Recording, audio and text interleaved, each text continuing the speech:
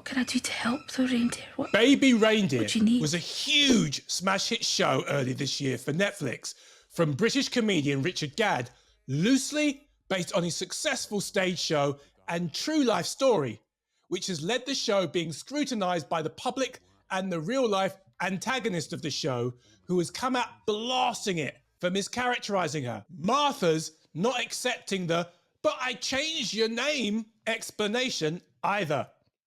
There's nothing she or anyone else can do about it now, as it's been aired to millions, but it does raise the question of the line between fact and fiction and who owns the narrative and rights from true life events. I really wasn't going to watch this show. So I finally watched Baby Reindeer. I know, extremely late to the party. It was at the behest of my teenagers who had heard about it rather than seen it. But there was so much talk about this Netflix show. I heard that it was great. And I can report in short that I really liked it. Not sure I enjoyed all of it, as it left me pretty icky in places. But you'll get what I mean later. I will say this, that I finally get what all the fuss was about. And fuss there was aplenty.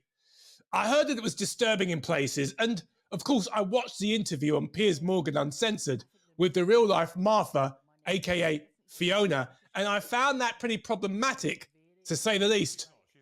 And it didn't exactly encourage me to watch the show, especially because I thought perhaps making a show and basing it on a true story and featuring somebody who could end up getting harassed on the street and having their life turned upside down was not exactly a cool move. Tell your story by all means, but don't throw people under the bus kind of deal. Then I sort of discovered that this Fiona, she kind of volunteered herself on TV and basically outed herself. I mean, who does that, right? You really want to be associated with the show? And then I kind of saw that other people have stepped forward, like George Galloway, to say that she was a crazy stalker with a provable track record and that maybe the show was being kind of kind. So after I bit the bullet and watched the show, I thought it was fantastic. It's not my usual cup of tea, but I found it compelling, gripping drama, darkly hilarious in equal measure, solid acting and writing throughout.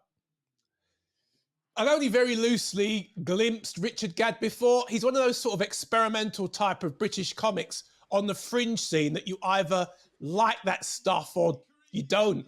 Kind of like Marmite, and certainly anything but mainstream.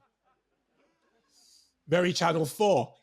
I found it interesting, mainly because I, for 2 minutes, dabbled at stand-up comedy and I'd wished I'd taken it up further.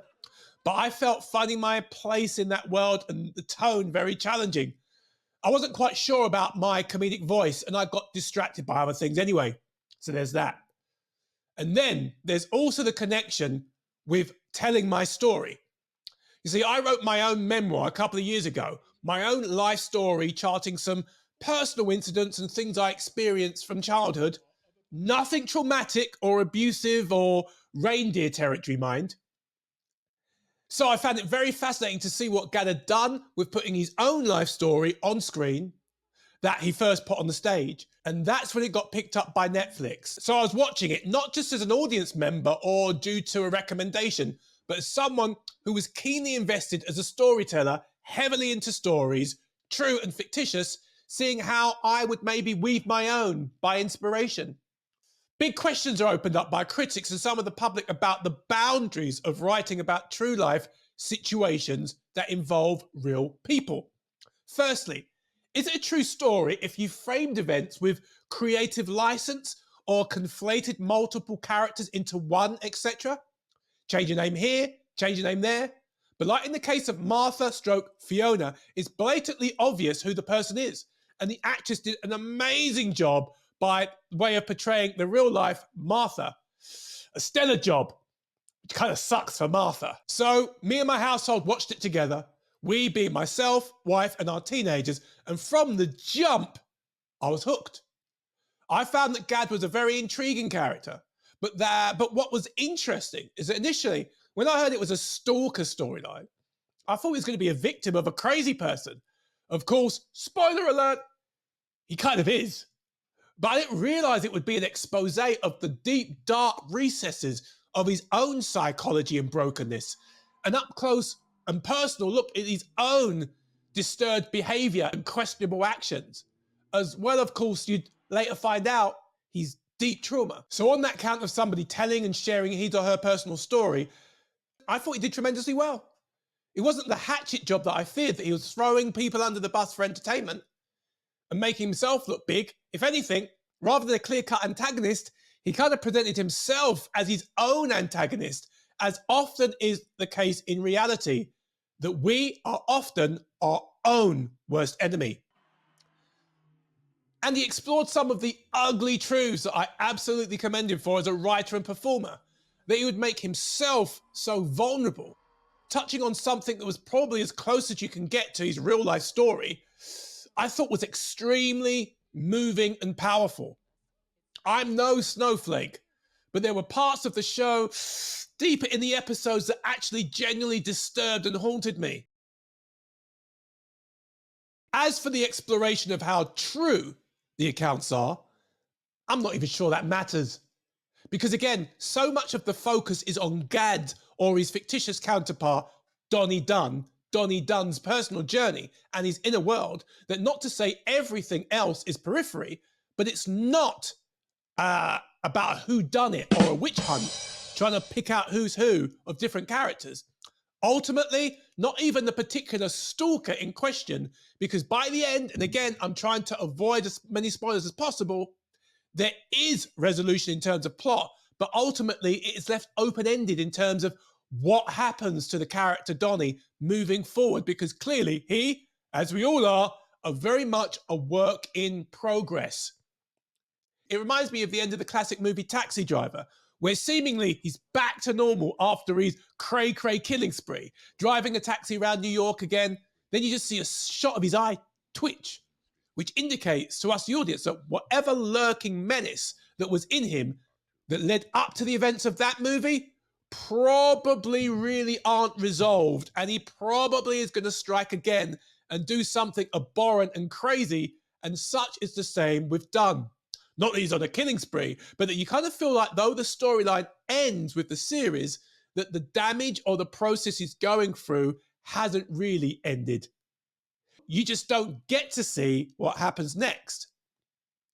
And he certainly doesn't portray himself as either the hero or victim of his story, while simultaneously being at times both, for sure, though throughout you definitely empathize with him.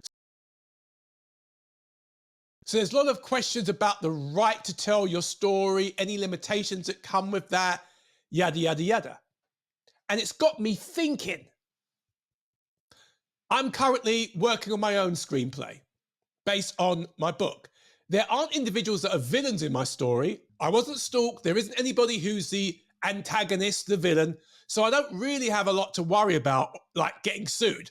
No one could sue me, basically. There wasn't... It's not a dark story with criminal activities going on like Baby Reindeer, not by any stretch.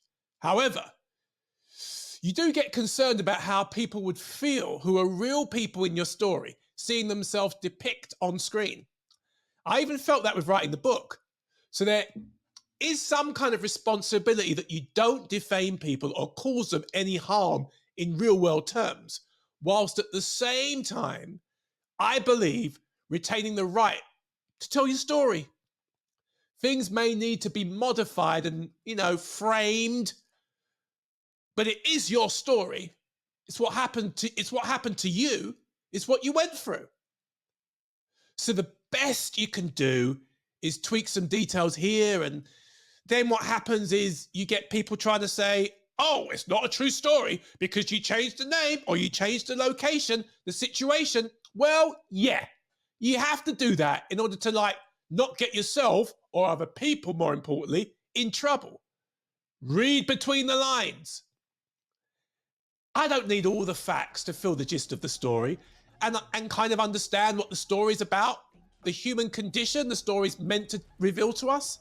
It's neither a science lesson or CSI forensic investigation. It's a story. Human experiences and lessons are what counts. And for that, Gad has done a marvelous job. And it's inspired me to really own my own story and know that actually what you've been through can be both powerful and entertaining if at the heart is very authentic and honest. If not about every single actual event, but about what you actually went through, sharing yourself and making yourself vulnerable to that. I tip my hat to Gad because boy, oh boy, I don't know if I could have told that story in front of millions of people like he did, like literally laying himself bare.